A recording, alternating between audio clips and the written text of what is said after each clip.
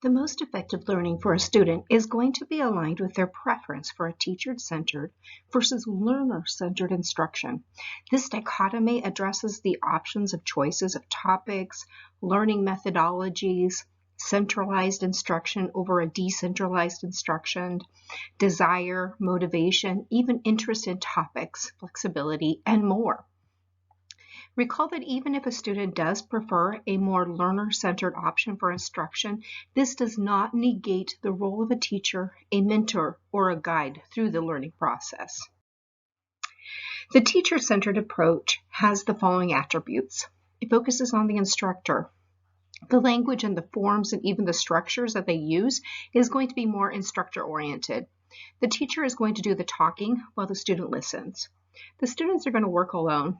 The teacher will monitor and correct every utterance that the student makes. The instructor is going to answer the student's questions about language. The instructor will choose the topics and even evaluate the student's learning. The classroom is generally quiet. A learner-centered approach has the following attributes. The focus is going to be on both the students and the instructor.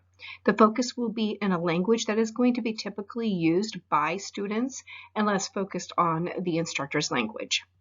The instructor will model. The students are going to interact with the instructor and the teacher, and they will also interact with each other, like group work. Students are going to work in pairs, groups, even alone, but it will depend upon the purpose of the activity and the information. Students are going to talk without constant instructor monitoring, and the instructor is going to provide feedback and correction as the questions arise. Students are going to answer each other's questions using the instructor as an information resource. Students will also have some choice of the topics. The students will also evaluate their own learning. The instructor will also evaluate some, but generally speaking, the instructor will guide the students in their own evaluation and assessment. And in a learner-centered approach, the classroom is often very busy and occasionally noisy. So how do you know if a student needs more teacher-centered instruction or learner-centered instruction? The student is actually going to provide you with some verbal cues as to which one they prefer. You can ask your student what they think about the lesson. What do they like or not like about the lesson? Be sure to use open-ended questions to promote those discussion points and to be able to gather more information.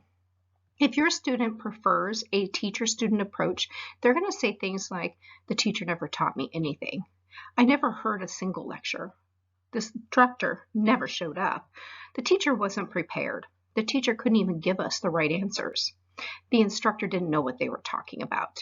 None of my questions were really answered straightforwardly. Any of these answers are going to indicate that the student is frustrated by the presentation of the content, but it really indicates that the student is really given too much autonomy. They want more direction in their learning, and they prefer a teacher-centered approach. In the learner-centered approach, your student is going to have really good responses to questions such as, there was too much lecture. They may say, I didn't have time to think or to figure it out myself. I was discouraged when I looked for other viewpoints. I didn't get to look at other information. The teacher thought that they knew everything, or they had all of the answers. So any answer that's going to resemble any of these responses is going to indicate that the student needs a more independent, autonomous, or learner-centered approach. As an educator, it's extremely difficult to meet the needs of students who polarize to either side of these options. The best approach is going to be a multifaceted approach and to be honest with your students. It would be completely appropriate for an instructor to simply state to students who are disgruntled with one approach or another and say, look, there will be opportunities to learn more independently in the next session. Or maybe we say, you're going to actually have more teacher instruction in the next lesson.